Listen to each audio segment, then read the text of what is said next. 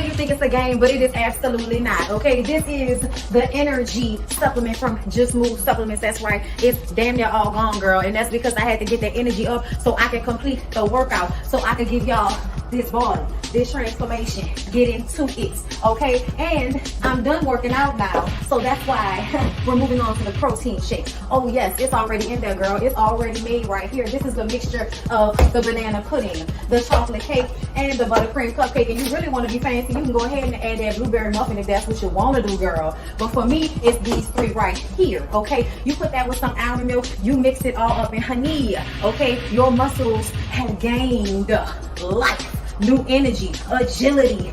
Get into it, okay? Just Move Supplements. Thank you very much. Hold up, Chief. Okay, don't forget about that TLC NutriBurst to get that multivitamin product, because we all need a little extra. And child, if you want that sea moss that go down smooth, don't come up rough, okay? Get into the TLC Nautica sea moss. Yes, get that from me. And child, if your stomach hurt and you need to move some things around so you can be free, okay, go ahead and get that ISO tea down below in the description box.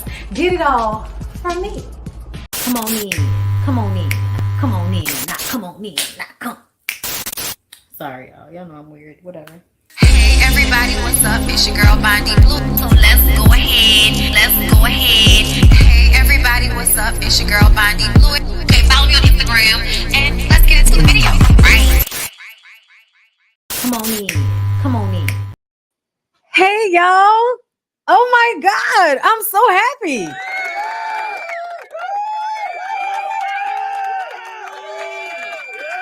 I am so happy. Real Housewives of Potomac is over. One more for the white men.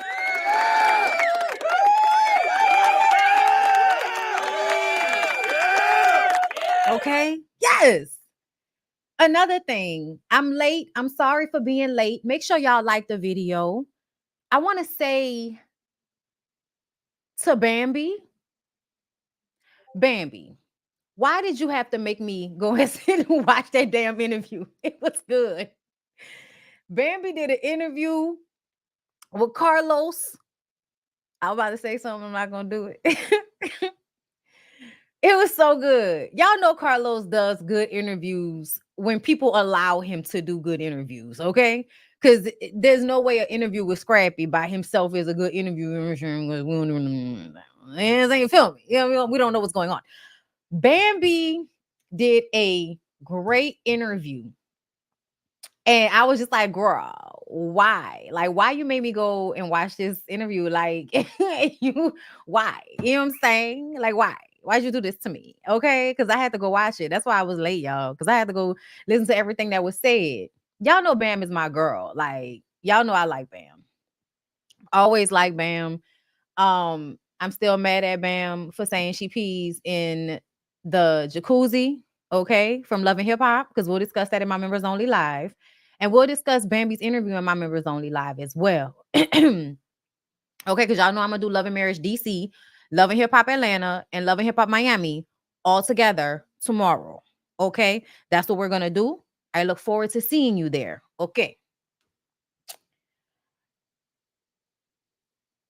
The interview was so good. And it really kind of like reminds me why I fuck with Bam so much. Because Bam is just funny, y'all. Bam is just like real funny, real laid back, real matter of fact. She was in her bag. Like, she was not trying to be, you know, like the bigger person. Like, Bam is always trying to, you know, be the bigger person in a lot of these situations. And I feel like Bam was just like, I've had it up to here, girl. I've had it up to here. I've had it up to here. And if you want to talk, we're going to talk. And I'm going to say it all. And I'm going to make all the sick ass comments I want to make. We're going to talk about Diamond's wig. We're going to talk about how Erica is beautiful, but stupid. Yeah, girl. We're even going to talk about how she got her gums shaved, contoured. Her gums contoured about 10 years ago. Bitch, tell me about a surgery I had no idea about. You can get your gums contoured? My God. The shit that they come up with in surgery. Okay, listen. The only thing I ever wanted to get, you guys, I always wanted to get like new teeth, But now that I see the new teeth that everybody have, you know, like the Tia Kemp, you know what I'm saying? Like the dentures, I'm going to keep my own teeth. And I'm just going to go ahead and pay the $700+ to have them whitened. Because that's really all I need. You know what I'm saying? That's really all I need. But my you know what I'm saying? Like these are good. These are healthy. When I go to the dentist, she's like, "Oh, the gums are good, girl." Because I floss. You know what I'm saying? But the way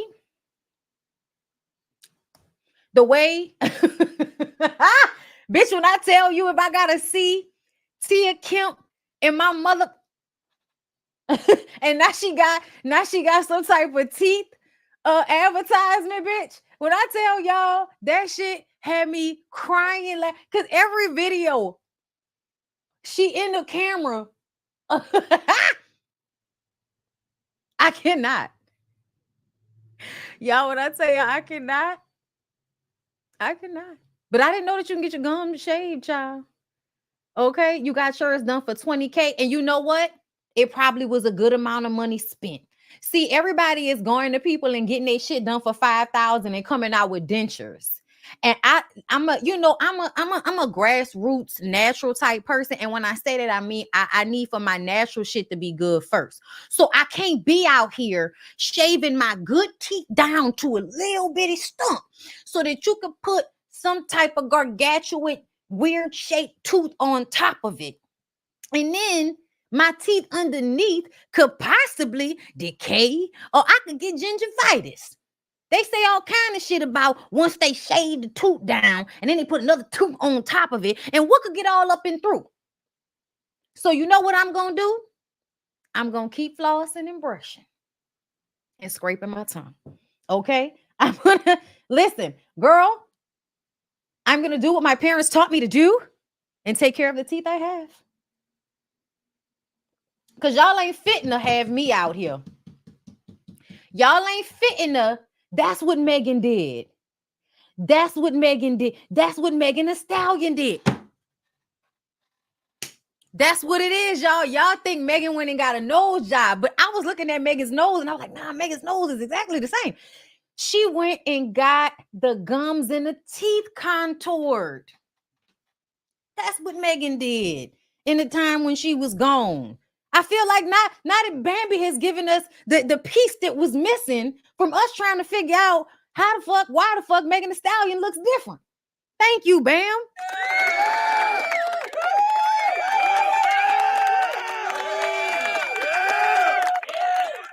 Megan already had her teeth done. There's a difference in the gums. When she smiled, there's a difference in the gums, girl. She originally had a gap. Oh, she had a gap. She might have went and got the y'all. Now that I'm thinking about it, it's not a nose job, y'all. And it probably is filler in her nose. It's probably filler. I didn't know this. The Atlanta makeup girls had to let me know. They had to tell me, girl. They had to school me because I had no idea. I told y'all I don't fuck with myself. Okay? I don't do none of that shit. Okay? I'm probably going to, at some point, girl, we're going to go get the lines removed out my forehead or something, but I'm not there yet. Okay? It don't need it yet. Okay? But eventually I might. But I hit a filler, you put the little filler in there and it straighten everything out. But when I think about it, I really think she probably went and got them gums contoured like Bam did. Mm-hmm. Hey, girl. Hey, do what you must to make yourself feel good. But in general, I have like mirrors all over my house because I really like looking at myself. Most days, girl. Most days. No, I'm not gonna, it's not gonna be anything I don't think anything's wrong with me. So I'm never going to go and get any surgery to fix anything. But I might get older and want to get a little boop, boop, boop. You know what I'm saying? Shout out to Big Ange. You know what I'm saying? R.I.P. I might get a little boop, boop, boop. And I'm going to keep working out. The little body fat that I do have, you motherfuckers going to eat it up. Slurp it like it's on a biscuit. You know what I'm saying? Like, that's why I'm at with that. But y'all ain't gonna never have me out here, you know what I'm saying, praying to God I don't die just so I can get a little bit of fat out of somewhere. Man, you better grab hold to something. Listen. But anyway, you guys, I'm so happy we're here because Robyn got fired. Girl, when I tell y'all, I was so glad that they just went. She went ahead and announced it. She went ahead and put it out there for everybody because y'all thought it was a game. I told y'all that Robyn got fired. Okay, because it had already been put out. I think B Scott or the Jasmine brand put it out. But either way, people, oh, that's Wendy and Candiace's friend. Girl, y'all are not gonna play on Jasmine's top like that. Okay, it may not be the same, but y'all are not gonna play on Jasmine's top like that. Because at the end of the day, Jasmine is friends with a lot of people in the industry, and she never, like, I think, purposely puts out a lie or a wrong story, like, media takeout or somebody.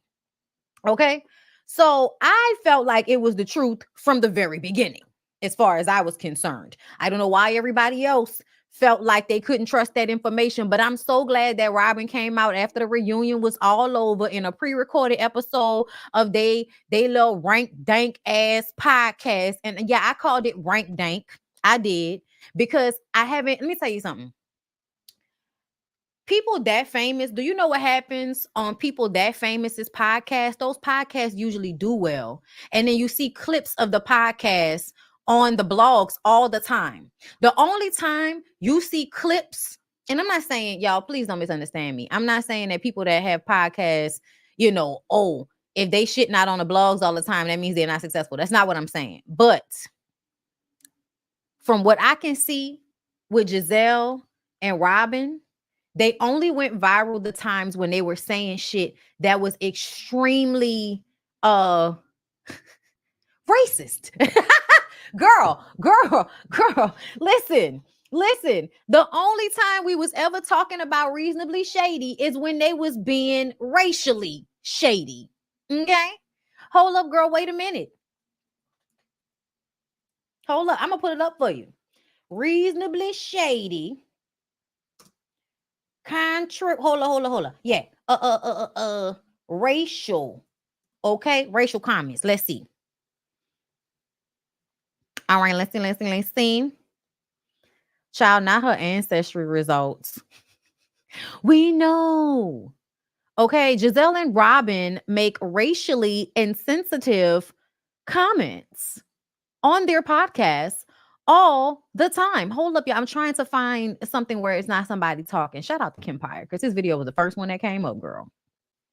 Let me read y'all this article from the Ricky Smiley Morning Show from March 4th, 2022.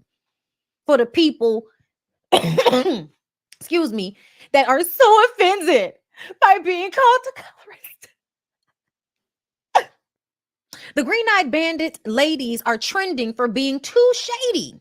Real Housewives of Potomac, Giselle Bryant and Robyn Dixon are being blasted for their comments about James Harden's beard on their Reasonably Shady podcast. In the podcast, the ladies were discussing Harden being traded to the 76ers when Giselle began to say that the basketball player's beard was the most disgusting thing she's ever seen. She then went on a rant about his look, making racially insensitive comments saying that fried chicken and fried chicken grease were in his beard.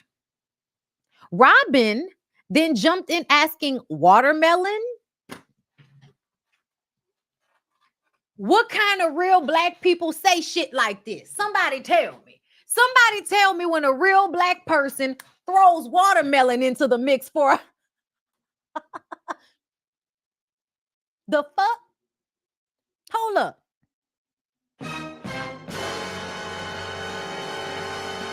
Watermelon. Robyn threw out the word watermelon. You supposed to be black, bitch. That's why we won't let you forget about that 59%. The two went on to say that Colt 45, bitch, let me tell y'all something.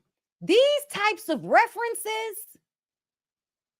can only be white people, 90s, old school, racist comments.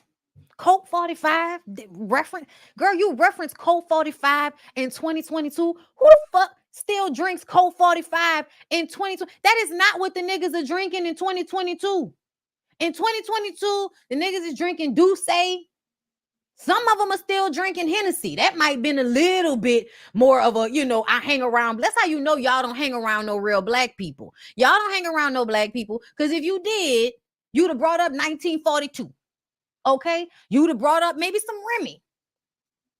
They got a whole bunch of brown liquors that the black folks have moved on to. And they got a whole bunch of malt liquors that the black people prefer. Call 45 is not one of them. Crown Royal, maybe. Okay? But this is the kind of blunt ashes could also be found in his beard, that he probably smells like weed. I'm offended. As someone that probably smells like weed right now, I'm offended because I smell like really good perfume. You can ask anybody. Bitch, you can ask anybody that roll up on me. Okay? I'm known to smell good. The fuck? You don't hang around no black people. Were there any consequences for the remarks that they made? No. And at the time, colorism is a factor on Potomac. Castmates Candiace and Wendy have often spoke up about about being perceived as aggressive and their colorist issues with the other women on the show. The network never made a comment about the shit. Let me see. Hold up, y'all. I just want to be a little extra messy if we can. Y'all know they had stole my other account, and I'm still signed into my other account on here. So y'all excuse the fact that I have no longer have no access for real to my other Twitter, which is so annoying. Because no one can see his face. Because that beard is the most disgusting thing I've ever seen. The other day, I was like, who is this dude? Oh, this is Harden. But how would you know? That beard is like down to his knees. There's fried chicken in the beard. You know, it's so bad. I'm so used to it, I don't even notice it anymore. But like that beard look is gone. Are we done with that? I don't think so. Listen, his is Clearly horrible. not. Yeah. He clearly loves his beard. He does. I want it to be gone. I just hope it's sanitary. You know what I want y'all to get over? I want y'all to get over thinking that body hair is a fad. Something that happens naturally to one's body is not a fucking fad. It is very, very weird. Are we done with beards? Are we done with that? You can tell you don't really like black men if you don't like beards. Like, beards save less than attractive niggas' lives every day. And this is the type of shade. It's right. You know, anytime I see them, I automatically know and feel in my gut that there's fried chicken in those beards. Fried chicken, grease.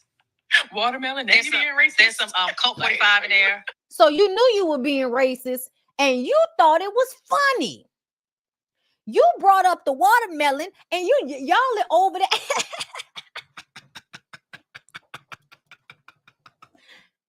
Oh, watermelon. Now I'm being real racist. Okay, this is horrible. Let me just stop while I'm ahead. Oh, 45. James Harden, I beg some blunts. Definitely some blunts. It's some blunts. Oh, the whole thing smells like weed. I know it does. Okay, I don't even know if he smokes weed. We're really sorry. Harden, cut the thing off. Okay. And then closes it up with, we're really sorry. We're really, really sorry. Let's hear a NECA. Y'all, we're going to get into this reunion show, but it's been so much shit on social media that I wanted to make sure that I gave y'all a show and then we covered. We covered some things. Robyn can for sure, because she's experienced a lot of colorism in her life. Mm-hmm. And she's, talked about it during filming where a lot of people hated her because she was light skinned, right? Mm-hmm. And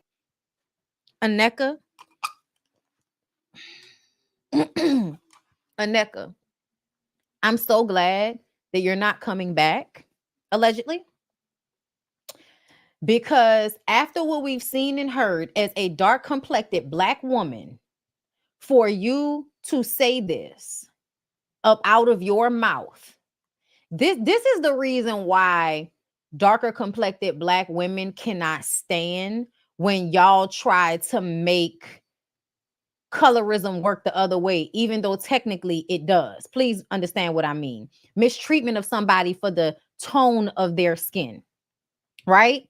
But technically, this is more so about how light-skinned people are treated better in comparison to dark-skinned people. That's literally what colorism is, okay?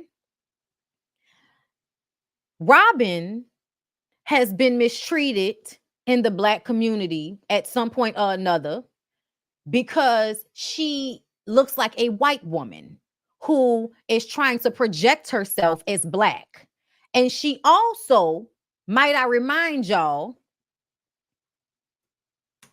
likes to use her what is it, y'all? Her 41% of Blackness. She likes to use her 41% of Blackness against other Black people, like she did with Katie on the Real Housewives of Potomac reunion. Can y'all hear that? Did y'all hear that? Before we finish Aneka's comments.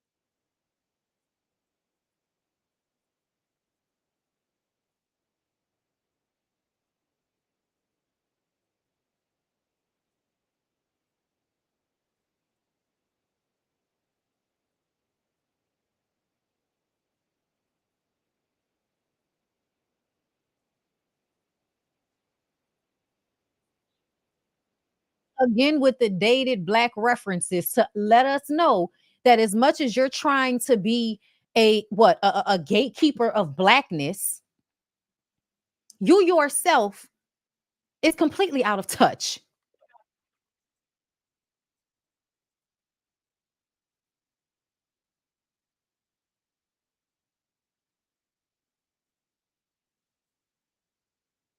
Oh, y'all can hear it?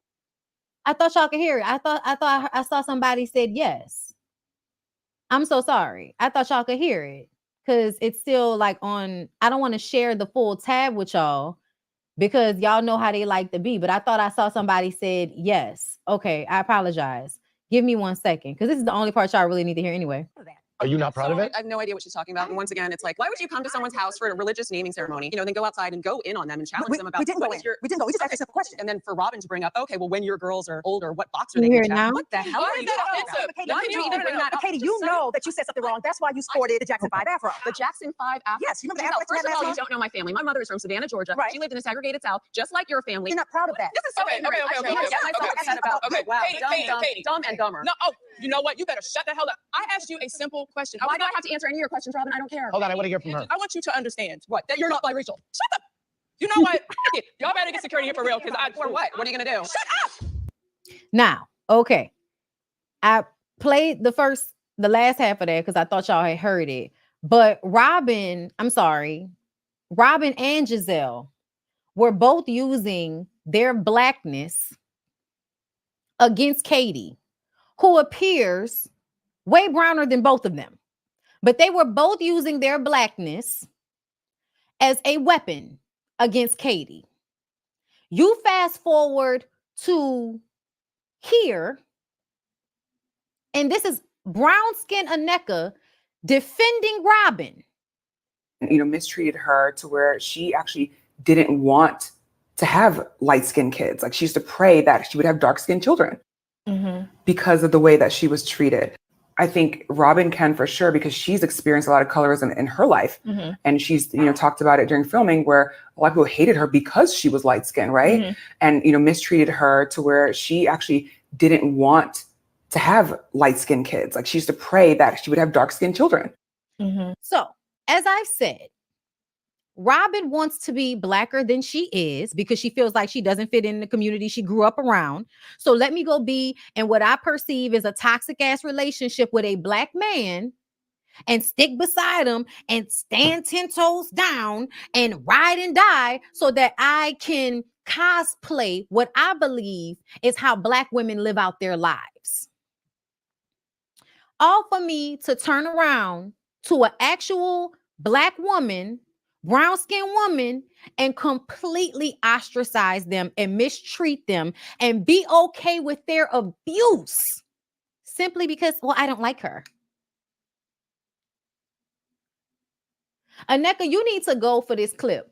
If there's no other reason why you need to go, it's because you should never be sitting using your interview time to defend a woman that will give you her ass to kiss because of your skin tone.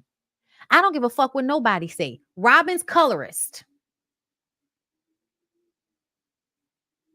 Robyn's colorist, Giselle's colorist, and they usually are towards darker skinned women because they're envious of them. Robyn and Giselle, with their light skin, I believe, treat Wendy and Candiace badly out of jealousy. So many levels of fucking jealousy. First of all, appearing black, being black in their community. There's no ifs, ands, or buts about it. Right? You see they're black. They're not passant blanc like you and Robyn, right? You envy them that. That's why you wanted to beat Katie over the head with y'all's blackness because she was biracial and you thought you had a leg up on her. But you really don't because she still shows up in the world appearing blacker than you. All for y'all to turn around all these seasons later and act as if race has never been a conversation. You don't know what colorism is. Now, all of a sudden, Giselle's like, I know what colorism is. And if y'all notice, Giselle has never really spoken on it. She only gets mad at Candiace and gets mad at Candiace for what everybody has said about her. But we never talk about why we feel that way, what you've done, and how y'all treat the brown-skinned women on this show. How production protects Giselle, never shows her going through it, but will constantly show the brown-skinned women going through it.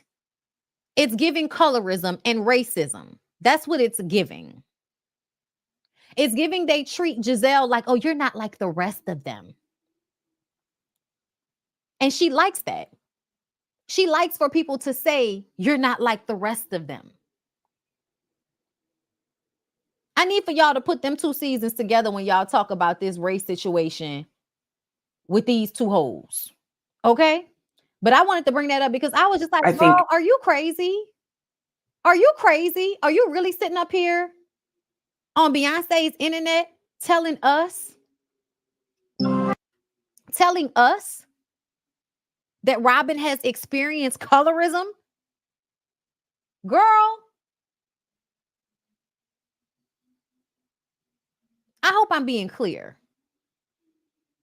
Let me read some of these super chats before we get to Candiace.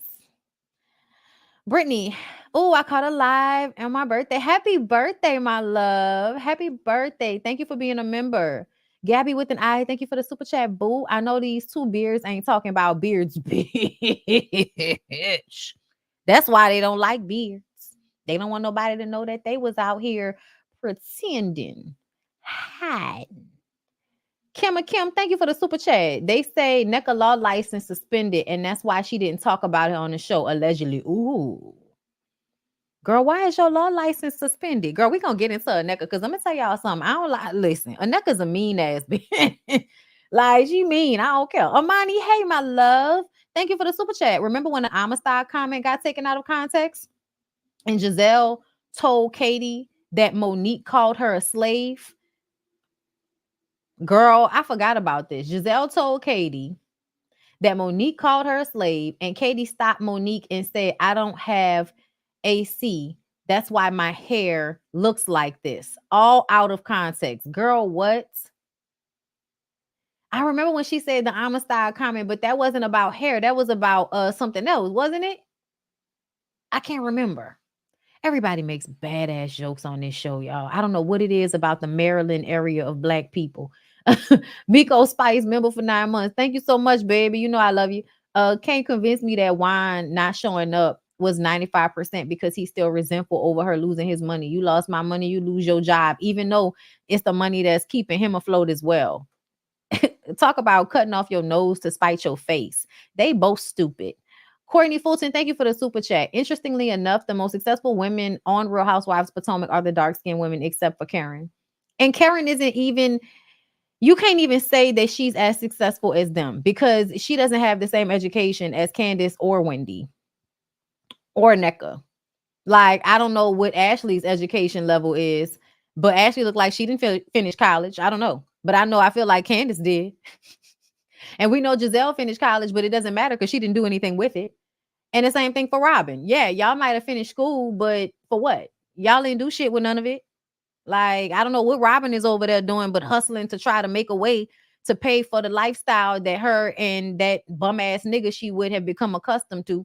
Girl, anyway, let's move on because Candiace, thank you so much, girl. We all thought you were pregnant, but we was gonna wait. You know what I'm saying? But we all thought you were pregnant. You were more emotional than you usually are. And I also feel like you not fighting back the way we wanted you to. This explains why. Even Chris's attitude, it all explains why, girl. Show the nice house. The nice kitchen, girl. You always tell me how great I am with words. Surprisingly, though, when the time came, the perfect words just didn't exist.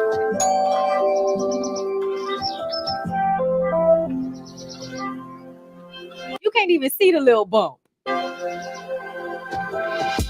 the way my stomach look regularly. I don't know what this is. I am so ready to laugh with you for the rest of our breaths.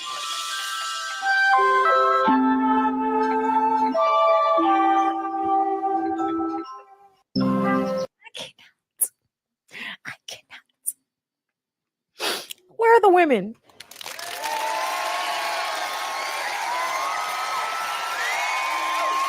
Candiace. Damn it. Making me emotional and shit. I know. I was like, that's a big baby. Okay, I'm getting emotional. This is how you go out. This is how you go out. Where's Robyn's speech? Robyn said, yes, I will not be returning for season 9 of The Real Housewives of Potomac. It's reality. The network did not invite me back. I was fired for lack of better words. You use more than just that. So you had better words, but you were fired. I will not sugarcoat the situation.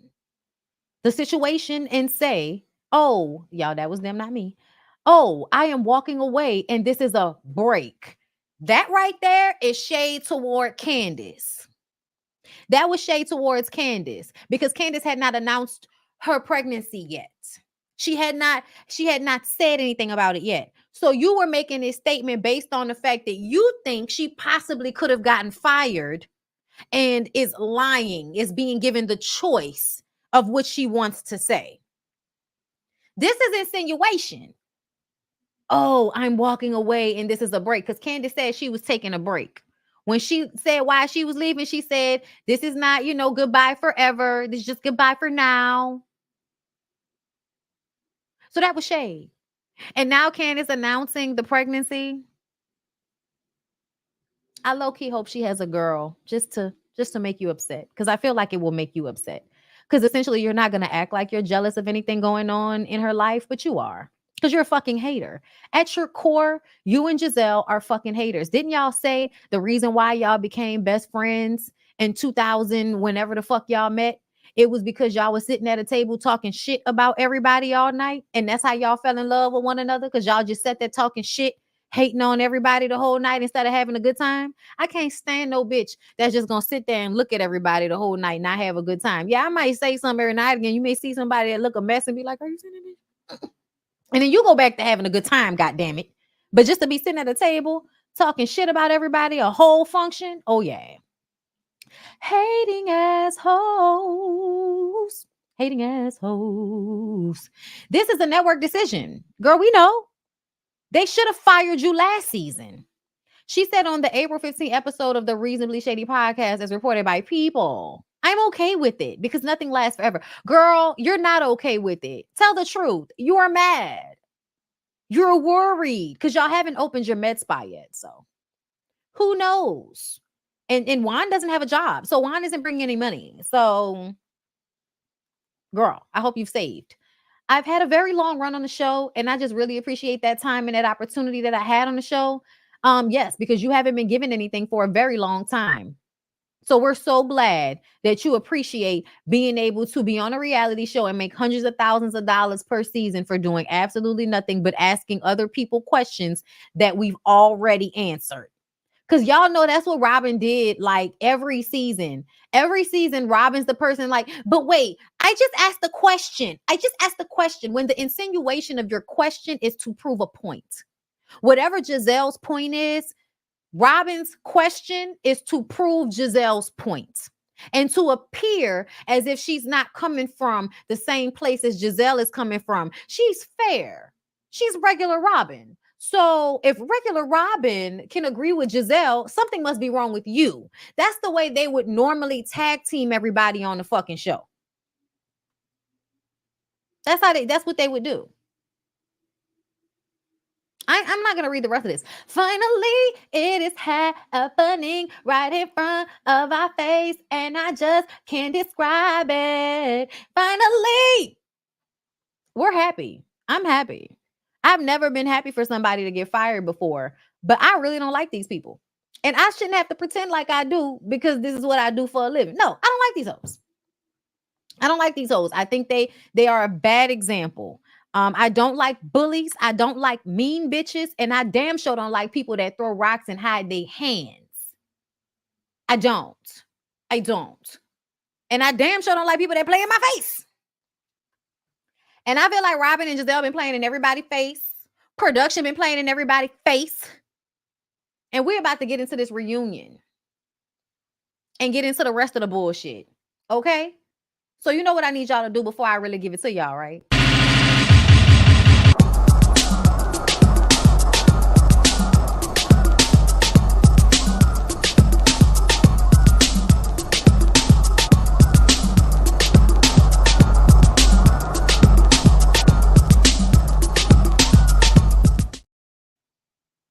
Oh, okay. Anyway. All right, I'm back. Real Housewives of Potomac, season 8 reunion, part 3. Gordon is bipolar 1. Candiace, why the hell are you consoling Mia? Stop that shit. She pregnant. She emotional. It's her last reunion show, for the foreseeable future. But Candiace, I want to smack her hand. Don't you console no damn Mia. Don't you let these people punk you into being nice to somebody that has never really been nice to you. Mia left Gordon because she couldn't take the manic episodes anymore. They're both dabbing their eyes. Oh, we're not going to make a crying comment. We're not going to make a crying comment, bitch. We're not going to make a comment about folding the napkin. No, only when Candiace cries, right? Giselle says, but she's leaving him. So I'm worried about Gordon. Bitch, why are you worried about Gordon? See that right there, that moment where Giselle is like, wait, but you're leaving him. You know what I'm saying? Because Mia is like, I have been there for him. I will continue to be there for him because he's going through something. I don't have to stay in a romantic relationship with him, but we have a family. So I can definitely send him money, support him, and see about him. Absolutely. Honestly, that's how most of them relationships be anyway. Y'all just want women to keep whoever they fucking on the side a secret. And she's just saying, I'm not doing that. I'm not putting them on the side. I'm not keeping them a secret, but I still hold up my end of our arrangement. And you just gonna have to be okay. I'm not upset about it, but I also don't really care because I don't trust anything from Mia and Gordon because Mia lies and Gordon goes along with it. Giselle says, like I said, but she's leaving him. So I'm worried about Gordon. You're not worried about Gordon. Mia, this is a moment when you need to realize that Giselle is always going to give you shit. She's always going to make it difficult. So you should really stop trying to be on her side the way you do, especially going forward. I'm not going to be watching, but going forward with Real Housewives of Potomac, Mia, it makes no sense for you to continue to kiss Giselle's ass. The only way I will come back is if you go at her neck harder than you went at Karen. Harder maybe than you went at Wendy. Okay, but we know you're not going to put your hands on her, even though, to me, if anybody deserves to have somebody throw a fucking drink on them, it wasn't Wendy. And it's more so given Giselle. But you know what, girl? Keep having allegiance to somebody that does not have that same allegiance to you. The only person that Giselle doesn't really get in their ass is Robyn. And she still gets in Robyn's ass a little bit. Trust me, they've had to have conversations. That's why Robyn was mad at her this season. I think that's the reason why Giselle decided to go into business with Ashley. It was almost like, well, I'm pissed off at Robyn. I can't say anything because we have to have this united front on the show. So I'm going to go into business with Ashley, which I know will probably bother Robyn because just as much as Robyn has to be a part of our little threesome clique, Ashley, Giselle, and Robyn, it's really only because of Giselle. Robyn has never really liked Ashley all of that much. Never. The only reason that she is cool with Ashley is because of Giselle. So I absolutely feel like Giselle went into business with Ashley, seeing it as an opportunity to jab at Robyn because Robyn basically got on the internet, on DMs with bloggers and talk shit about her and was thinking about putting her out there bad. So you know something had happened in a relationship. Giselle didn't know about that, but that just lets me know that they were not in a good place.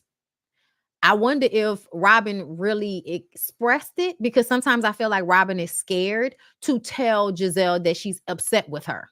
So Gordon says that his family kicked him out of the business because of the bipolarism.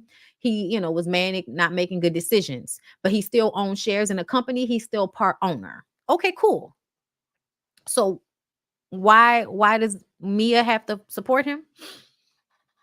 See, some of y'all story don't make sense. That's why I can't trust y'all.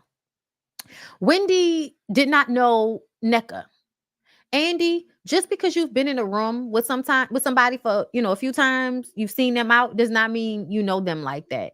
So it's very, very weird to me that you always make it a point to side against Wendy and Candiace when it comes to certain things, even when that doesn't make any sense. You've been in a room with a lot of people before, Andy. Does that mean you know them and they should be on Real Housewives? Does that mean that, if y'all have been to a party or two, they can say, oh, I know Andy. Can I get on Real Housewives? Would you receive that? Would you receive that? Because you said if you knew that Monica over there on Salt Lake City was a blogger, you would have never had let her come on the show. So it seems to me that you switch criteria for who you gonna let come on the show. Because in one breath, oh, I know, I would think you would know somebody. Y'all let a whole bitch on the show that was running a blog against the people on the show, and y'all didn't even know it. Allegedly. Like, make it make sense, Andy.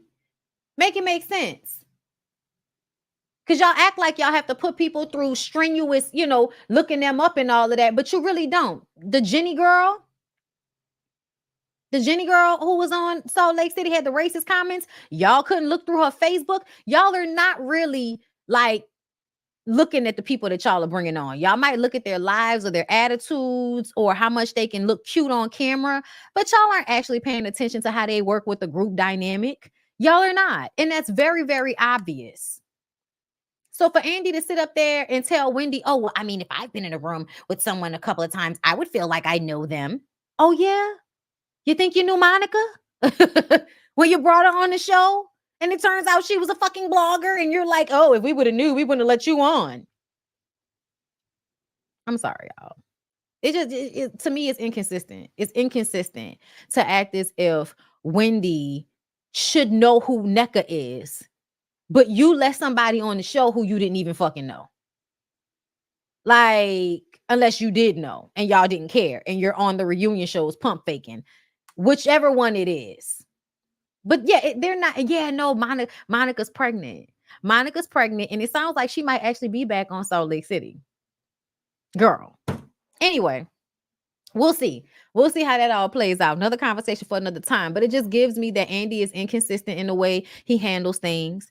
And in one boat, you don't know a person who you actually brought on the show. And in the next boat, when it comes to Wendy, we're expecting Wendy to know NECA, even though she says she doesn't. Okay, fine, whatever. NECA, why do you need to come at Wendy and talk down on her all the time? You were doing this on the show, but I guess because people think that Wendy is elitist and was always throwing around her degrees, she deserved to be talked to like that by NECA. But a NECA would like, you know, Wendy was like, well, that's what I'm saying. Oh, are you listening? Or are you just saying the same thing I'm saying? Like, why are you coming at me, bitch? Why are you making this an adversarial situation? That's what she did right here on the reunion show. Like, do you listen or do you just talk? Girl, who the fuck are you talking to? Y'all want me to move past something with this bitch? And another thing that worked on my nerves about Aneka is Aneka will still act like Wendy did something to her. Wendy didn't do anything to you. You called Wendy's mom a witch. You said on camera that Wendy's family was Osu. And then you tried to come at her about it in front of everybody, continuing to embarrass her and her family, knowing what that means and the ramifications of it. And then having that conversation with mixed company, having that conversation with Ashley. Like, just so down bad all over the place. So down bad all over the place. You cannot tell me that production and Giselle did not have a conversation about bringing someone on the show that could sweep Wendy out of the way and prove that Giselle is not colorist. I don't think that Giselle does anything on this show without forethought. Everything is thought out. Her being cool with NECA and all of that shit was just to prove, oh, we're not colorists. Because look, we have a brown skin girl that we're cool with right now. Yeah, okay. Wait till the other ones are gone and let's just see how it happens. Now that Candiace is going to be gone, are they going to put all of their energy going towards Wendy? Aneka's not going to be there, so it doesn't really matter. But if she had stayed, she would have figured it out, because Giselle throws Mia under the bus all the time. Mia was kissing Giselle's ass on her first season. The first episode of the second season, Giselle walks up to Mia. I heard you lying about having cancer. Y'all don't remember that? All for Mia to turn around and say at this exact same party that Chris was giving her the googly eyes.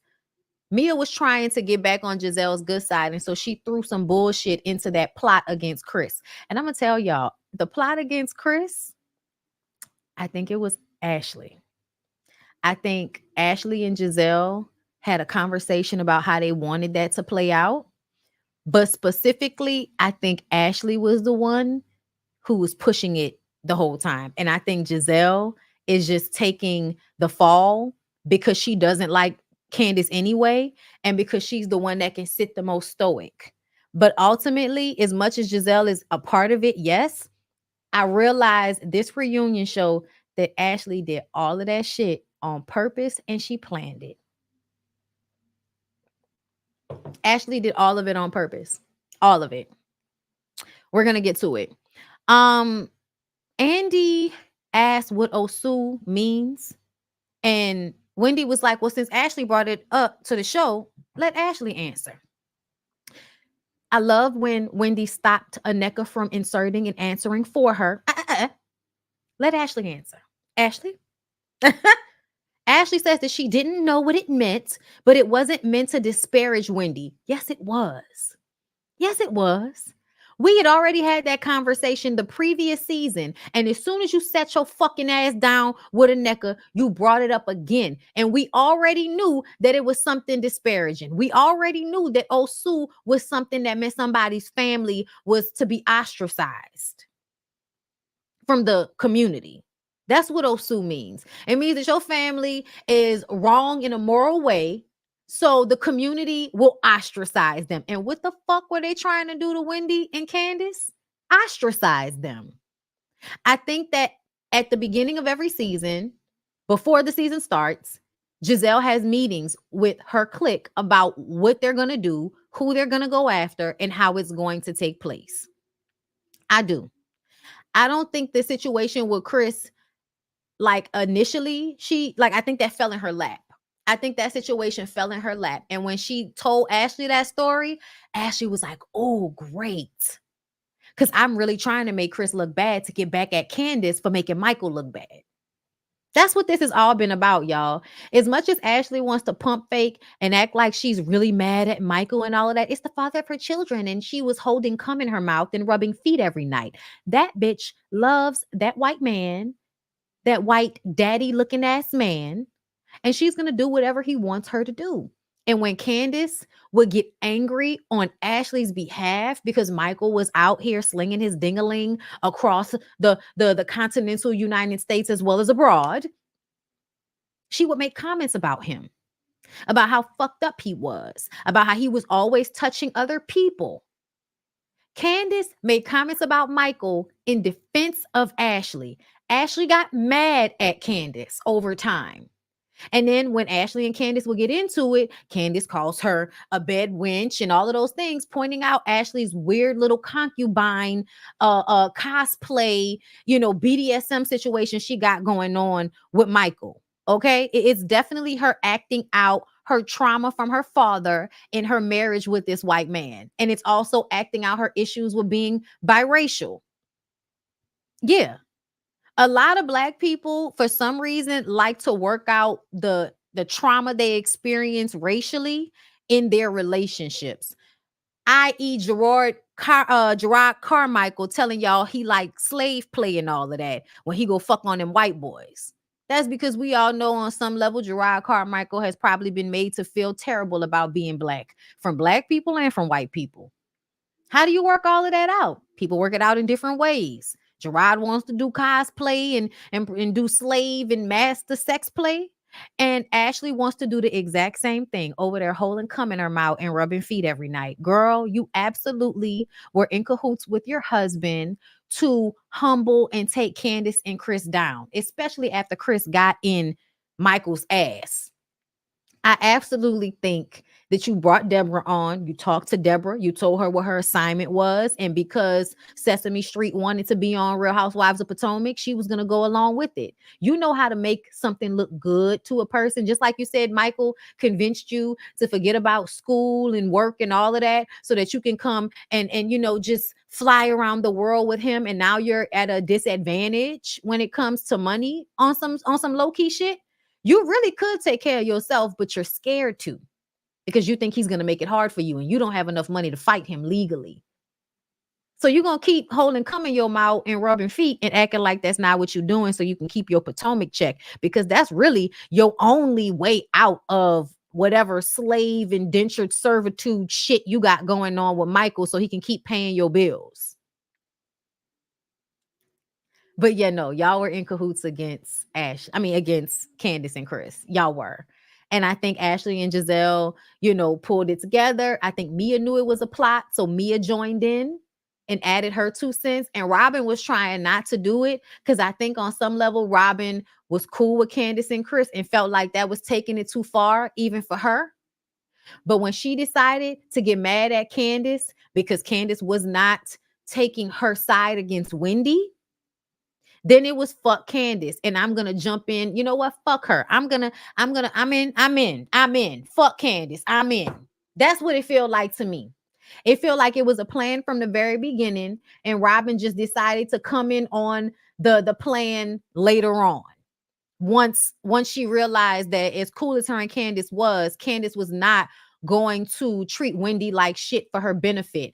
And I need for Robyn to understand that that's not healthy, that you and Giselle's friendship works that way. That's not healthy.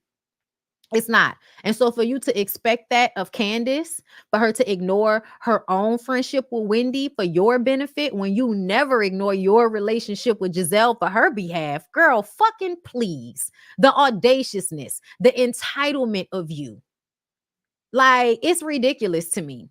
Anyway, so Nneka NECA is a fucking parrot that acts like Wendy is parroting her. I realized that during this part right here where NECA says that none of them are competent to speak on the Osu situation. I'm like, that sounds damn near exactly the same thing that Wendy said about the colorism conversation. It sounds like you copy Wendy and then make it seem as if Wendy is copying you. Because you do that all the time when y'all have back and forths. Act like she's just saying something you just said. You're weird as fuck. She doesn't feel comfortable about it. It's taboo. NECA called Wendy's mom a witch. What do they need to move forward? Wendy says nothing. If people can be accountable, we can be cordial, we can move forward. NECA says Wendy is the one who can't take accountability. Again, what is Wendy supposed to take accountability for? Calling you a crackhead? She apologized already. Y'all act like she meant the lady was really smoking crack. That's not what that means. It means, are you stupid? Are you dumb? That's what it meant. I wish she would have just said, are you dumb? Like straight Remy. Are you dumb? Like she should have said that instead.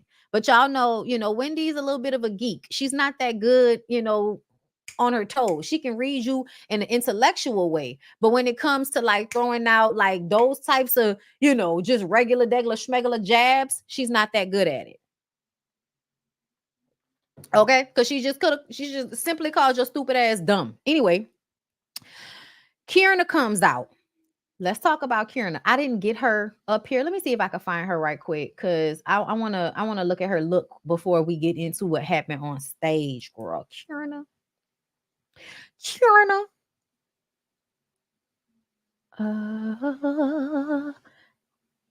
Child, why I can't find this lady? Let me Google it, girl. Let me Google it. Y'all give me 1 second. Like the video, okay? Instagram.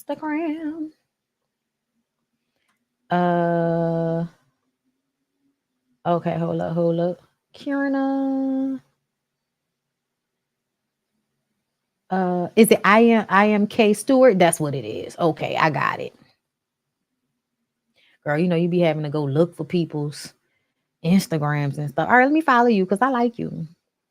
Girl, Real Housewives of Potomac ain't shit. This girl was on a show and had to beat the fuck out somebody in their head, and she only got 20,000 followers on Instagram. To me, that means that show is not that not that good of an opportunity, bitch. Okay, hold up.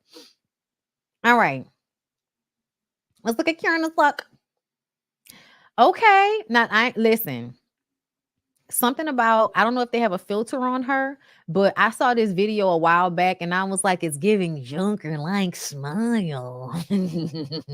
But she looked beautiful on camera. Okay, come on, braces. I loved her hair and makeup on camera. I don't like the outfit. I'm sorry. It's cute, but like the black stockings, I don't like the black. It's just giving real like dope girlfriend 90s, right? You got all your Chanel jewelry on and shit, girl. Reminding me of the early 2000s when all of us was wearing them fucking Chanel jewelry everywhere, girl. You had fake Chanel jewelry, bitch.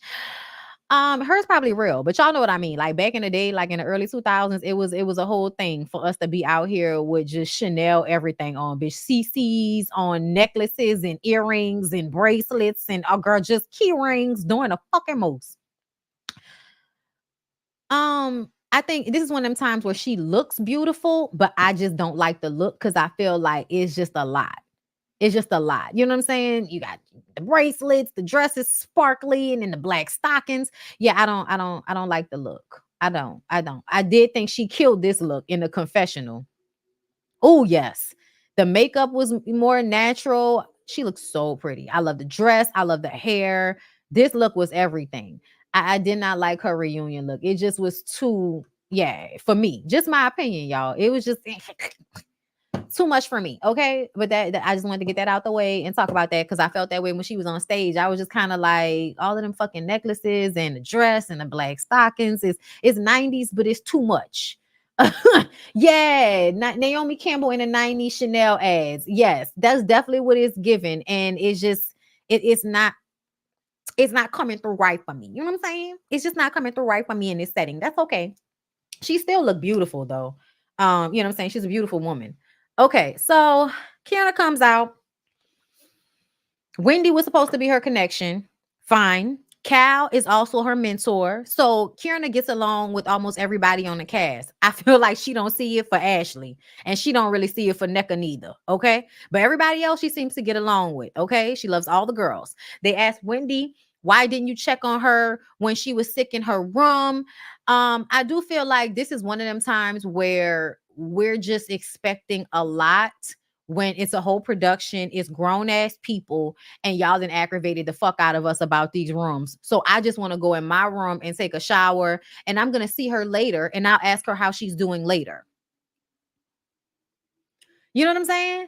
Like, y'all, I literally have been on trips and you hear, oh, somebody not feeling well. Oh, okay. Well, we'll just, we'll talk to them when they're feeling better. That's usually what you're thinking. I don't think I need to go and like really check on somebody because they not feeling good when we came back from a flight. No, she gonna go to her room. She'll, get whatever she need. And when she feel better, we'll talk to her. Okay. Like, it didn't feel like it was that big of a deal, but I do feel like they were trying to make it seem like Wendy and Candiace, oh, they brought this girl on here. Wendy and Candiace don't care about them, but Giselle cares. Giselle gonna go and check on her. Yeah, this is another time where I feel like production was probably giving Giselle her way to make a point. Okay? Very strategic. I don't think you give a fuck about anybody. When that girl got bashed in her fucking head at your event, and you told us that you did not call or check on her because your dad died and you weren't thinking about her, I'm like, okay, but you thought enough to blame her for a fight in which somebody bashed her in the head with a glass. You thought enough of it to blame her, but you didn't think enough to check on her and see if she was okay immediately after it happened. I know you talked to people. I know you talked to Ashley. I know you talked to them people. And I think you decided, because Kierna defended Candiace, that she was not worth checking on, even though you already knew that was her friend. You already knew that they were cool. You don't give a fuck about Kierna. You didn't give a fuck about Kierna when she was sick. You were just trying to prove a point, as Candiace said. Always strategic, always trying to make it a point to make Candiace and Wendy look bad and make yourself look better, or to try and argue with the fans of the show are seeing and what they're vocalizing on Twitter and through our reviews and all of that. We get to Wendy and Eddie. Them turning Happy and Eddie into $1 million weed business. Where is it at, girl? Where is it at? Hold up. Can we hear? Did I lower it?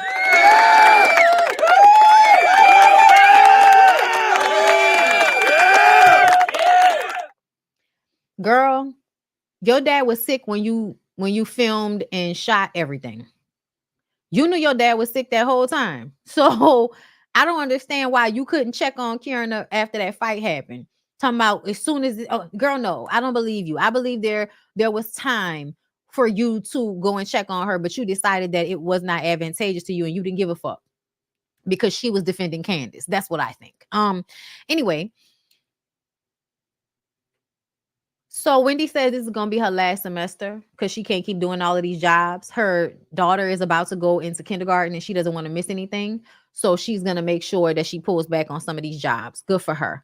And she can do the YouTube from her house or, studio, whatever it is. That's something that can be done at her leisure versus, the strenuous schedule I'm sure she has to, uphold to when she's working at the university. You have to have your syllabus ready. You have to be checking, Like if you're doing lectures, you're teaching a class, I'm sure you have tests and reading and, just a whole bunch of other shit that goes into that besides just getting up there and talking to people, right?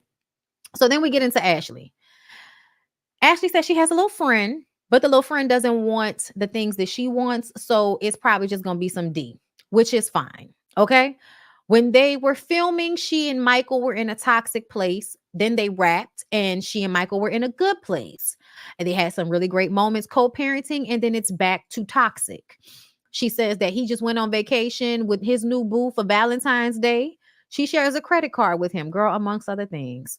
Nneka asked if he would still be there for her financially if she needs him if they broke up. And Ashley doesn't know. You know what that tells me? That Ashley is in indentured servitude. Michael basically told her, if you leave, then you don't get anything. So I think she's staying so that she can make sure whatever she gets, there's more of it. Because leaving before, I don't think it was as advantageous as it is for her to wait. And that's what I think she's doing. I think she thinks it's in her best interest to wait longer, first of all, before she actually gets a divorce. Get more evidence on him to prove that he's not really staying in the marriage for the right reasons. You're doing whatever the fuck you want to do anyway. Why we got to stay in the marriage? Like all this shit is being documented. I'm sure Ashley is thinking about all of that. She's very, very calculated her damn self. Okay. But I also feel like there's a part of her that stays with Michael out of fear. She's scared of having to actually fend for herself and take care of herself. She's vocalized that. So I think her staying with Michael and having an arrangement with him is basically her being scared to actually be out there on her own and have to fend for herself financially. I also feel like Michael is one of those assholes that might make it difficult for her in the divorce simply because he likes to win. So, and I think she saw the way he tried to do Candiace in court too. Even though she was a part of that, I don't care what she says. You see how somebody move. If you're not equipped to deal with how they move, you don't want to tussle with them. And I think she's scared to tussle with him on a legal level. And it's because she doesn't have the money. That prenup wasn't enough, y'all. That's why she says that if she does, when she does file, she's going to be going for much more. Because I don't think what she agreed to was good enough, especially with the 2 children. And I think she figured that out when she first filed, is that whatever they had in that prenup and the postnup that they did was not going to secure her well enough. And Michael was still going to have control in some respect. They're not giving us all of the information on that, but I definitely feel like she's sticking around for her financial safety. Talking about how she loved him, was massaging his feet. Girl, are you still massaging his feet, Ashley? Because it sounds like you still massaging his feet every night, but you can't be massaging his feet every night because sometimes he's fucking other people. Giselle and Ashley discuss their coochie tights and how much money they cost trying to get the technology right, because they're trying to, get rid of coochie sweat and creating the monkey knuckle. And y'all, let me tell y'all, as somebody that works out, it is so aggravating that no matter whether I have on underwear or I don't, it's going to be a situation. Okay? It's going to be a situation. It's not my fault. Why do y'all create the seam right in between the coochie lips? Can somebody tell me why most tights, they create the seam right in the coochie lips? Why would you do that to us? Why would you do that to us, Shein? Why would you do that? Like, make it make sense for all of us. Okay, girl, I wish I can keep her under wraps. Like, what do I need? A cup? Okay, I bitch need a cup to keep they monkey from being on display in their workout clothes. I don't know what to do about it. Okay, listen. She's here, girl. She's here. All right. Anyway, sorry, I had to get into the coochie tights.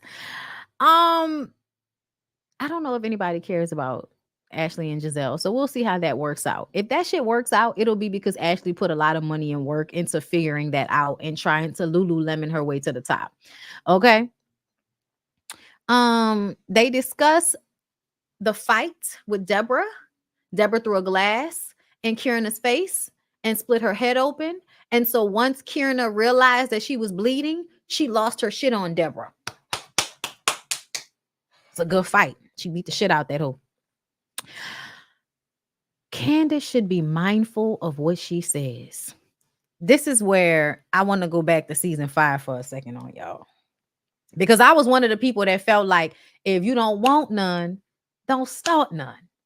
Okay? And it's not that I felt like Candiace was trying to start fights, because I felt like this was literally the season where I saw Candiace trying not to get into it with Monique. But for some reason, Monique was getting her anger about Giselle and Robyn out on Candiace. Whack shit. Okay? That's what happened. Whack ass shit. I recognize that. I said that. But in the actual moment of the fight, and this is what I want for everybody to understand, in the moment of the fucking fight, Candiace was acting like she was bout it. You was touching, you was flipping hair, you was in her face. She was letting you know, I will fuck you up.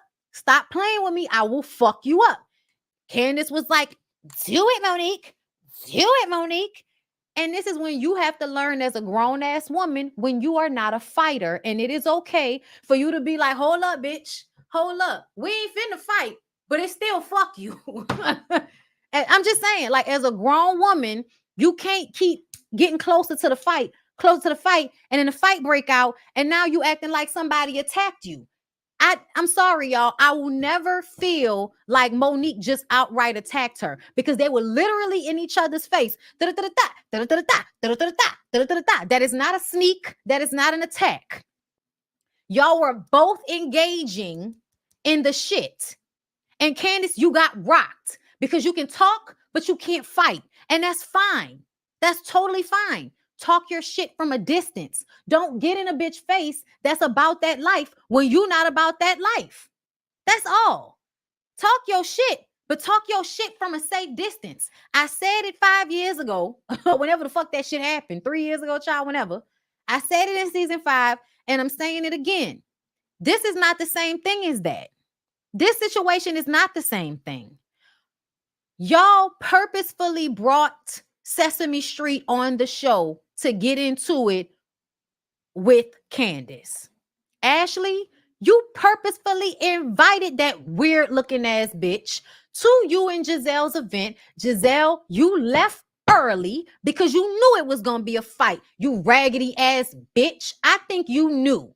I think y'all set that shit up. When Mia said that Deborah came to her before she even went over there to Candiace, she came to her with the bullshit, and Mia could tell she was on one, and Mia wasn't trying to fight at that moment. So Mia was like, girl, you got it. I was wrong. You got it. My bad. But everybody doesn't need to respond that way. When somebody comes into your face, oh, you got a problem with me? Girl, I ain't got shit to say to you. Get the fuck out my face. Get this vermin. Get this extra. Yeah, because that's exactly what she is. She's somebody who is willing to take a check, a pat on the back from Ashley and Michael and Giselle to come on this show and fight with Candiace to make Candiace look like the bad guy. That's what this was. This was a fucking setup to put Candiace in another situation where she gets into a physical fight so y'all could really get Candiace off the show. I think they intended to make the fight happen so that Candiace would get off the show. I do.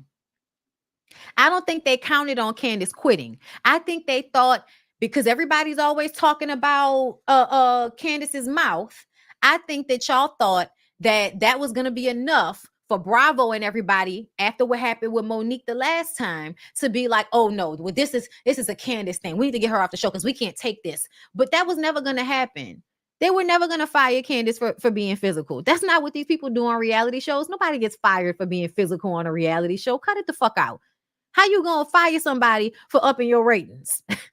Because fights up ratings. It doesn't matter what you're talking about. That's why they waited until the last episode to post that shit. That's why they waited till the last reunion show to talk about the shit. So yeah, I feel like it was a setup. I think Deborah was there to fight Candiace. I think they weren't counting on the fact that Kierna was going to defend Candiace, because the way Deborah walked up, everybody was having a good time. Deborah walked up on bullshit, and Kierna could see it, and she was all in Kierna's face, and Kierna was like, hold up, bitch, back up. And that's when she throws her glass and hits Kierna in the face and cuts Kierna's head. Y'all saw how Kierna was bleeding after the fight, right? It was a lot of blood coming from her head. I'm sure she panicked and decided to beat ass. There's no blame in that for me. Kierna is not to blame for what happened. Deborah is to blame for what happened. Ashley is to blame for what happened. And Giselle, I think you're to blame for what happened too, because I think you knew, and I think you left before the shit started because you knew the shit was going to start, and you didn't want to be around because you love to sit on your pedestal and look down and judge these moments and act like you had nothing to do with them. But to be very clear, when Monique and Candiace got in that fight, bitch, it was you and Robyn that were pushing them and made Monique feel like y'all were trying to attack her. I will never forget it. You can go back and watch it in slow motion, bitch. It wasn't Candiace that actually hit the shoulder. It was Giselle. Giselle pushed Monique, just as Candiace and her are flipping each other's hair and doing all of this in each other's face. Giselle's hand comes from out of nowhere in this moment and pushed Monique's shoulder. And that's when Monique reached in for Candiace. Because at this point, I don't know whose hand is touching me, but too much was done in that moment. So now I'm on one and I'm already on one. So now I'm about to fight. Robyn was there too. We couldn't really see whose hand it was, but it was Giselle's hand. It was Giselle that reached and pushed. And I believe when she pushed Monique, that's what caused Monique to flip out. Even though it was Candiace that she was arguing with, it still felt like it was too many hands. So I think that because how you've heard us say that, Giselle, you raggedy asshole, you've heard us say that, okay? Because you're raggedy for this shit, bruh. All of this planning and plotting on people so that you can have a boring, contentious reality show, like it's terrible. And everybody was drinking, that's true. It is true. And I don't necessarily feel like Monique flipped out on the wrong person in that moment because Candiace was the one that was in her face talking shit. But in that moment, it was Giselle that pushed and hit that shoulder. And I think caused that fight to blow up. I do. I absolutely do. So fast forward to now, y'all could not feel like I'm right. Y'all could feel like I'm lying or I'm, reaching. Girl, I don't give a fuck. I don't think I have to reach. I think time has shown more than once that Giselle likes to plot. Ashley doesn't like Candiace, does sneaky shit, likes to bring the mess to the show, and then step away as if she had nothing to do with it. It was the same thing as when she would keep going at Robyn back in the day about wine. You knew that was going to piss her off, and you was doing it anyway because Ashley's an antagonistic type of personality. She kind of gets off on being able to aggravate people. I think that. And so at this point, looking at the situation, I absolutely feel like, and if you was paying attention, Ashley was so ready for Candiace to pop off that she wasn't even looking at Deborah.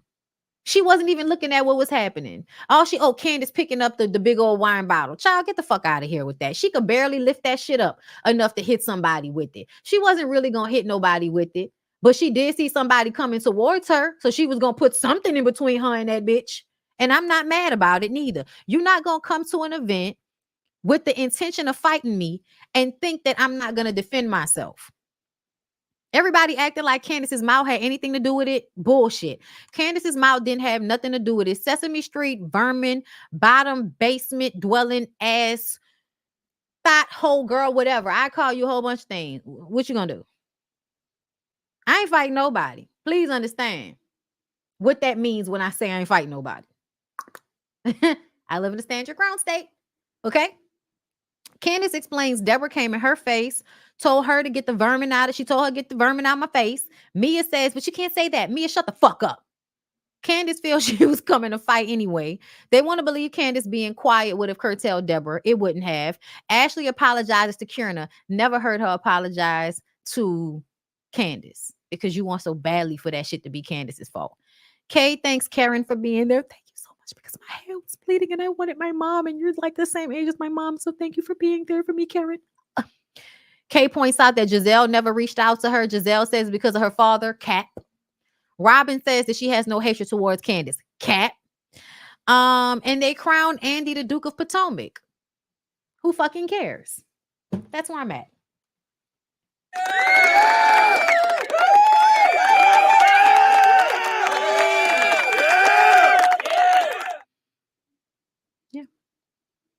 Yeah, Sesame Street, like that's what I'm saying. When Sesame Street lied on Chris, that was a plot that season too. Ashley brought her friend on to do that. And the fucked up part about it is her and Candiace were in a good place when that happened. Her and Candiace were in a good place when that happened. And she still brought that girl on to fuck with Candiace and lie on Chris because Candiace was being honest about how she felt about Michael's ass and that Michael wasn't shit. But everybody thought that Ashley and Michael were broken up at the time. So if Candiace and Ashley are getting along, Michael is, thotting and bopping, Candiace and Ashley are getting along. She's talking, girl, I don't like him. He fucks over you, girl. Fuck him. He ain't shit. We want you to get a new man. Ashley is listening to all of this and getting mad about it. So instead of being honest and real with Candiace, what does she do? She pretends like she's cool with Candiace, pretends as if they're getting along, and then plots on her so that she can make Candiace eat her own words. Ashley can't even hide the smile on her face sometimes. But go watch the last season. Go watch season 7 again. Ashley wanted Candiace to feel how she feels. The only problem is Candiace's husband ain't your husband, bitch. Chris is not out here like Michael is out here, even though y'all tried to make it seem like. And Giselle, when you were talking about how the girl who Chris allegedly cheated with, like, girl, I believe more than now, y'all set that up. I think y'all set that up. I think y'all paid that girl or y'all convinced that girl to lie on Chris on social media, to reach out to Tasha. Yeah, all that shit. I absolutely think it was Giselle and Robyn. And the reason why I say that is because why are you talking about this young woman who you said she's lying, right? But we're supposed to believe her when she says you had nothing to do with her lies. Robyn, why are you talking about Chris's dick being limp? Why are you negating the fact that we didn't see Chris in any of those pictures? We just saw a dick. That could have been any white boy's dick for all we know. But you made it a point to say that at the reunion show because y'all want people to continue to think that Chris is out here cheating on Candiace. Because everybody wants to make Candiace look bad. And Ashley specifically wants to make Chris and Candiace look bad because of the way Candiace goes at Michael. Point blank to the fucking period. It's all a plot. It's all been a plan from the very beginning, if you ask me. And I know a lot of y'all won't think this is true, but I do this, y'all. I do this. And I'm telling you, them hoes plotted last season, season 7. They plotted on Chris and Candiace that season. And on this season, the Deborah situation, Ashley, that was you plotting on Candiace again. Y'all were all trying to get Candiace out this season. Y'all got her out, just not the way you thought. She left on her own terms, leaving with her baby and her husband and her family and her life intact. Ha ha. Ha ha.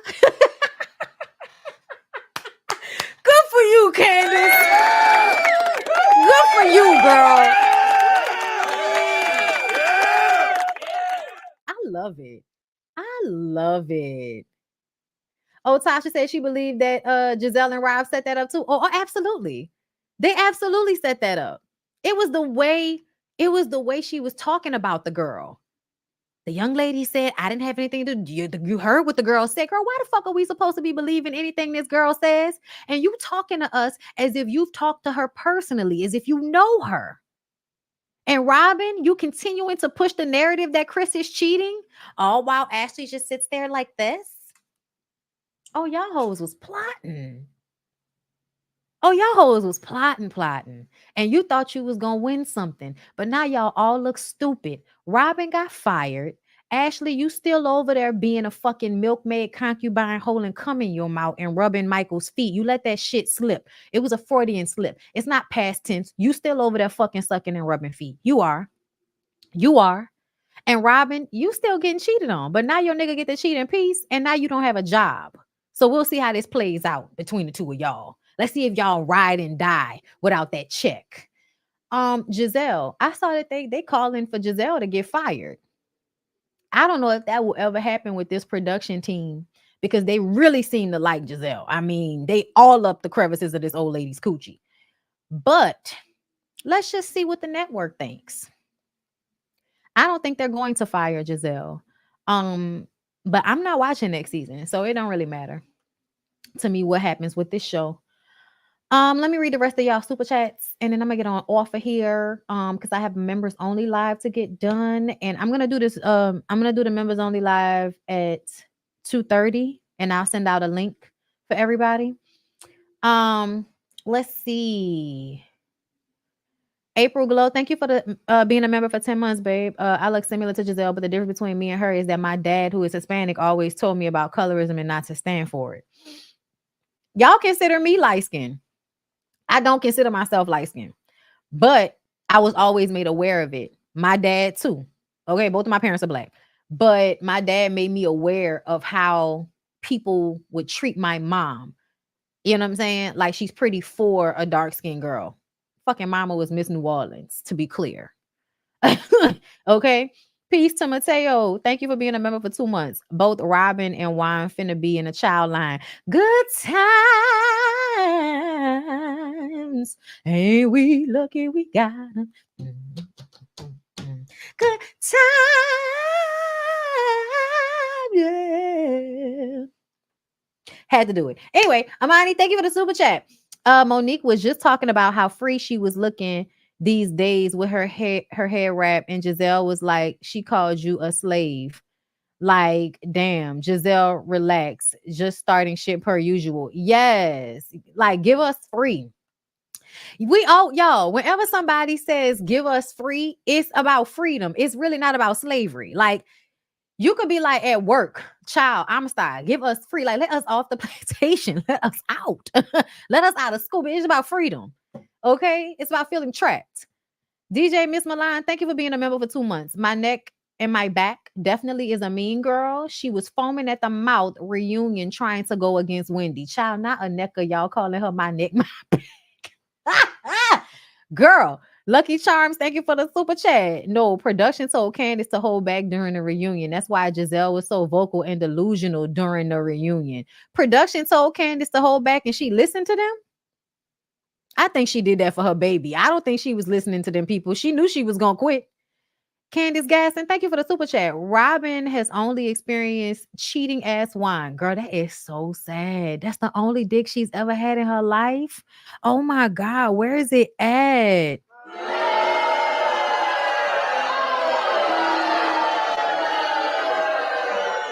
I'm sorry, y'all. Not a life well lived. Brittany 12, thank you for the super chat. I bet now she got egg on her face. Oh well, listen. Hey, Just Gwen, thank you for being a member for 15 months. Robyn haters flock to that line, Nats to shit. But Bravo's supposedly out here begging Candiace to come back. Go sell some fishing hats, helpful. I didn't know Robyn had fans. Thank you for another super chat. Brittany, Candiace has the perfect storyline to not get fired. I know Bravo is sick. She knew it too. That's why she was like, "Oh, trust me, I'm out. I'm gone. I'm done." Oh, it was definitely a Whitney.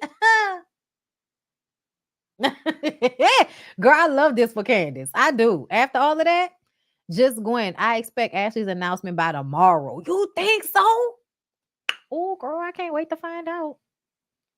Fathia Ali, thank you for the super chat. Hi, I'm so happy to catch a live show. Sending you love and support from Kent, UK. Thank you so much, love. I appreciate you. Lady Lisa, hey, boo. Thank you for the super chat. Hate I missed the start of the live. Definitely we'll have to catch what I missed on replay. Absolutely. Y'all catch me on replay, girl. Hey, Tina. Thank you for being a member for 46 months. I don't think it's a coincidence, but both times things got physical, Ashley got missing. It's giving prior knowledge.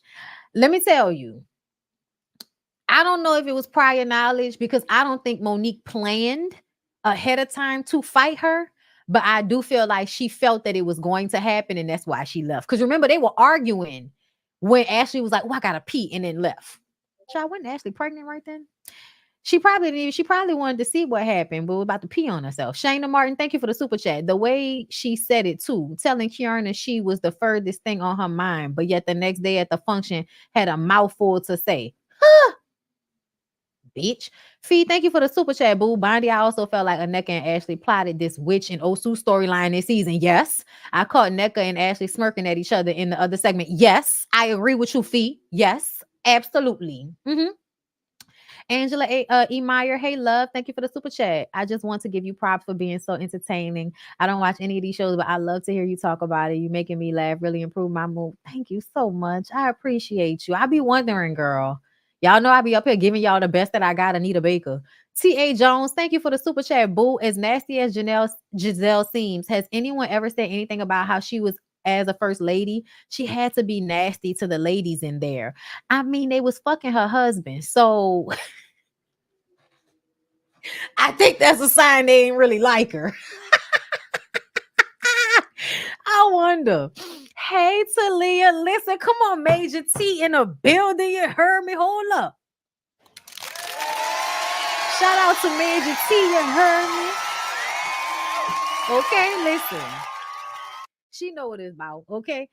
Definitely applied. There was no way all of that stuff would suddenly happen when Chris has been chilling all this time. It was never believable, wasn't built up. It just happened all at once. Yes. And all at that same event. It was Karen Spring event. It was like the first episode of season 7. And it was like all of a sudden, everybody's accusing Chris of sexual harassment.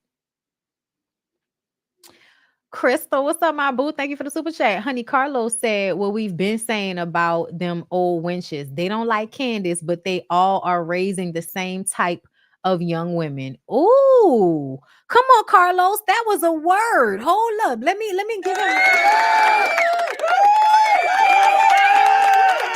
And that's why I did not get mad at Candiace a couple of weeks ago when Candiace was talking to Angela Yee and was saying, I think it was Angela Yee she was talking to, saying that she was scared that she might have light-skinned kids because don't nobody want to have no Ashley, Robyn, or no fucking Giselle or Mia. Don't nobody want none of y'all as kids.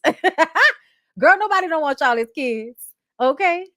Stacy B, thank you for the super chat. Michael Darby has Andy in his back pocket. I mean, I feel like they party together. They seem like the type of men that will party together. Gordon and Mia tried to set up Wendy and Candiace, hoping they would spread Mia's tea. Yes, they did. It was absolutely a setup. It was yes. Thank you for saying that. That's why I don't really care about their storyline, because I clocked how they only called Candiace and Wendy's husbands. They didn't call anybody else. Karen said they called her, but she didn't answer. It's definitely giving listen, it's definitely giving y'all stay trying to set shit up, but that's why the show isn't that good, y'all, because whenever talent tries to produce themselves, it always comes off looking fake. Lansonet Booth, thank you for the super chat, Booth. Scotty did a yes for the mess about how she was as a first lady and she was nasty. Child, you ain't got to tell me. I can already tell. But shout out to Scotty. Y'all should go check that out. I'm gonna have to go check it out because I have not seen it, but y'all know Scotty put out so much content. Okay, shout out to the clip. Okay, shout out to me and Scotty. We finally gonna meet in person, y'all, in Atlanta for the Boss Babe Awards. I hope everybody voted for me for Boss Babe YouTuber of the Year. Okay, hope y'all voted, because girl, y'all gonna have me out here, you know what I'm saying, in Atlanta with all these outfits, buying shoes and shit, and I'm not gonna win. I'm gonna be Angela Bassett. Nah, I'm gonna just be happy to be in the room, to be honest. But yeah, y'all. That's all I got. That's all I got. I ain't got no more. I love y'all. I appreciate y'all for coming through. I will set the recording and send out the link to my members. I love you guys. I hope y'all have a good rest of y'all day. I hope I was able to put a smile on your face a little bit. Okay. And I'll see y'all in the next one, because I'll be back tomorrow with something.